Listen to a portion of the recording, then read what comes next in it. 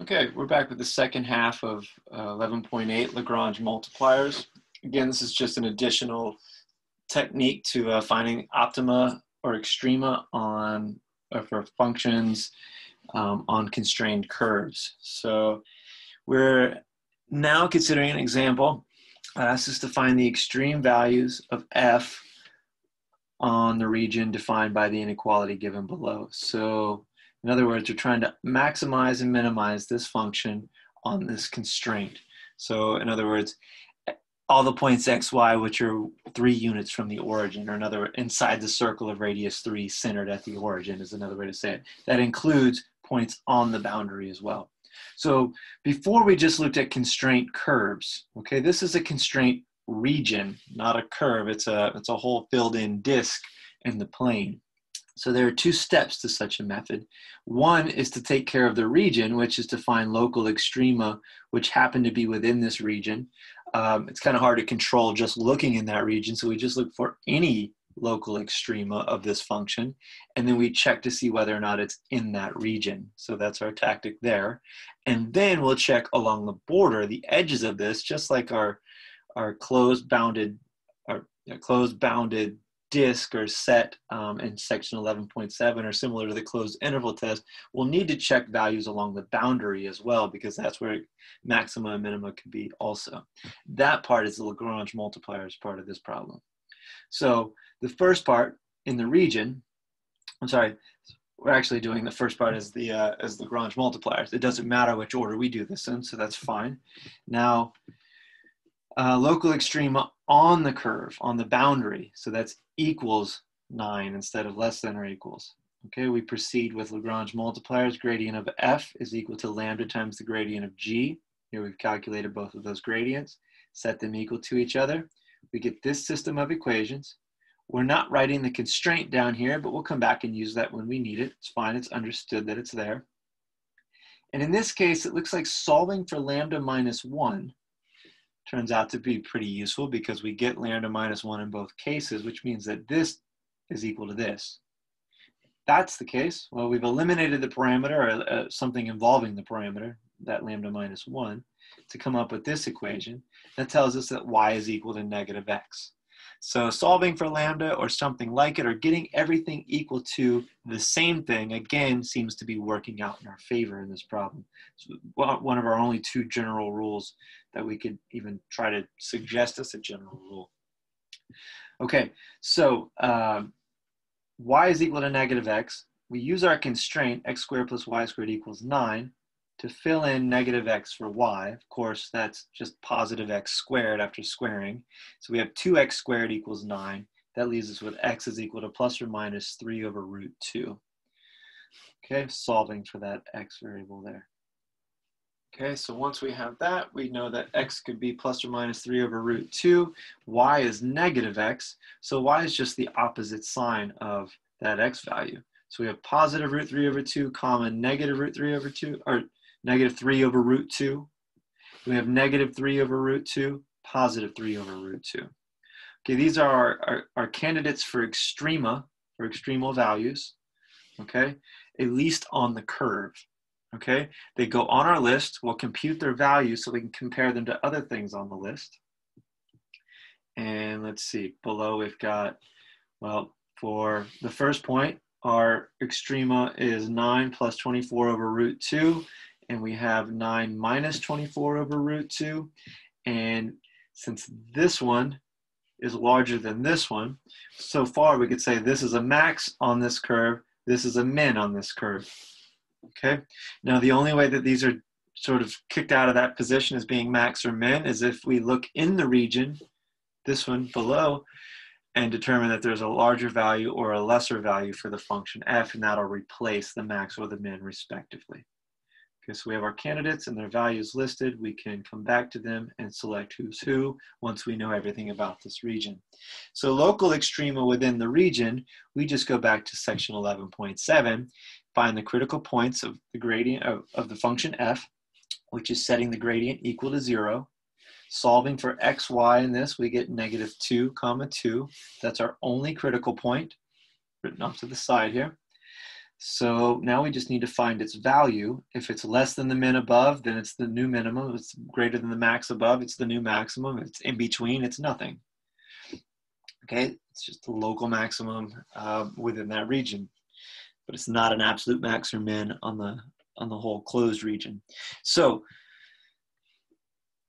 applying or plugging this back into, one thing we should check before we do this, we want to guarantee that this point -2, 2 is actually in this region. X squared plus y squared is less than 9. If it's not, we don't even need to consider it. It doesn't meet the constraints. It's outside of the region. We toss it out and don't worry about it, and we just use these as our max and min respectively.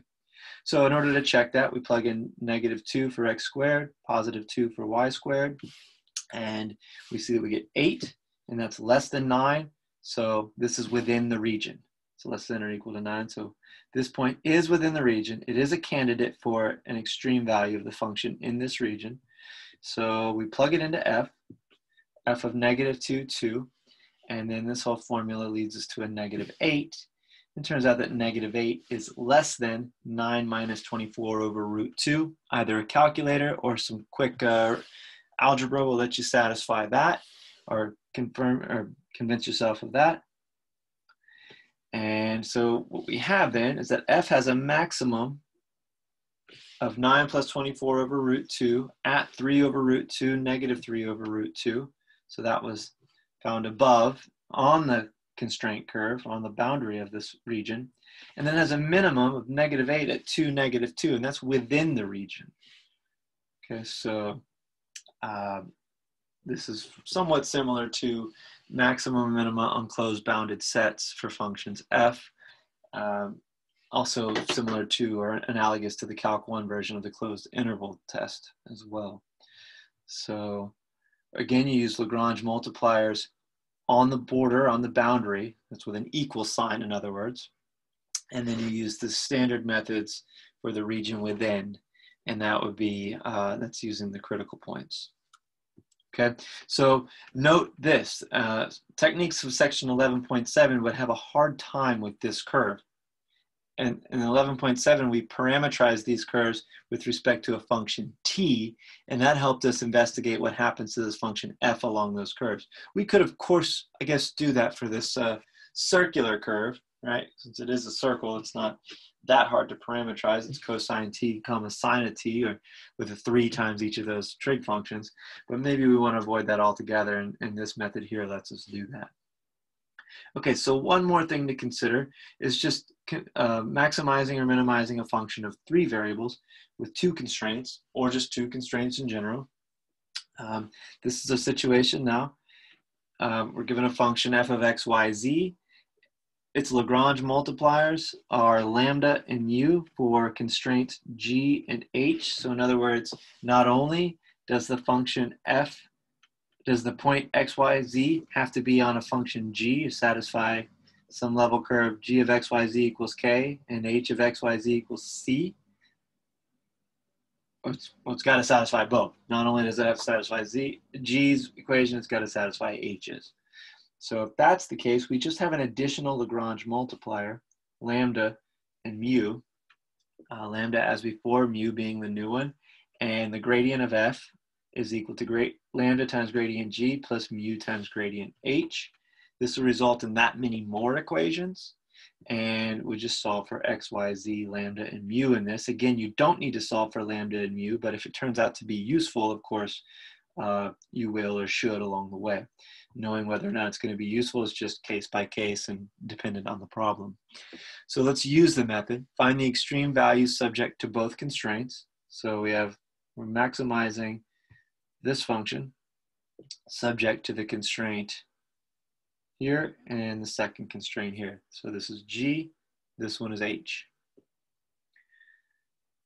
Now gradients of all these functions are given here. And then we're going to write them as gradient f equals lambda times gradient g plus mu times gradient h. And that's exactly what we see here, here, and here. These are the f components equal to lambda times g plus the mu times h, or gradient h. Okay, and then again, this is an organic process, no real general rules to it, but we can deduce in the top line that lambda is 1, so we replace lambda as 1 in each of these. Note we're also carrying along the constraints down here. We leave those in front of us in this case because it is a little bit more complicated, and it's good to be able to refer to these to give us a hint as to where to go next, possibly. Okay, so moving along, in this case, we've got, well, once we know lambda is equal to 1, we continue to simplify these two middle equations here. We subtracted 1 from both sides. We have 2 mu y equals 1. Then we got 2 mu z equals -1. So let's solve for mu in both of these cases. Eliminate the parameter mu, much as we did before with lambda and the previous example. We have this, and that leads us to y is equal to -z. That's gold, right? We want something like that. We can substitute.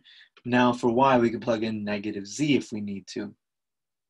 Okay, we need another substitution though. We look below. So we look at this. Y and z are the only variables involved in this equation, in this constraint. So we substitute -y for z in this. We get y squared plus y squared, squaring gets rid of the negative, equals 4. So 2y squared equals 4, and y is then equal to plus or minus √2. Or y squared equals 2, and that leaves us with y equals plus or minus √2. Okay, so now we have an actual value for y, or two values for y. This means that z is minus plus. It's the opposite sign of y when we write that down. The last thing we need to do is find x.